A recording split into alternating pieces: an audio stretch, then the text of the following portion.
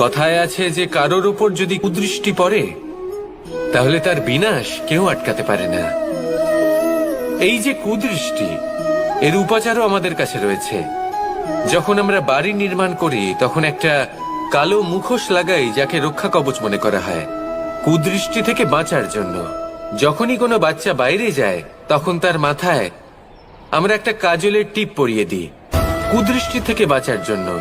অর্থাৎ এই সংসারে কুদৃষ্টি থেকে বাঁচার উপাচার রয়েছে। উপাচার যদি কিছুর না থেকে থাকে তাহলে তা হলো দৃষ্টিভঙ্গির। যদি আপনার দৃষ্টিভঙ্গি অনুচিত হয় তাহলে আপনার পতন কেউ আটকাতে পারবে না। না পারবে কালো মুখোশ, না কালো টিপ, না স্বয়ং ঈশ্বর। সেই জন্য নিজের দৃষ্টিভঙ্গি শুভ করে তুলুন, সবকিছু শুভই হবে।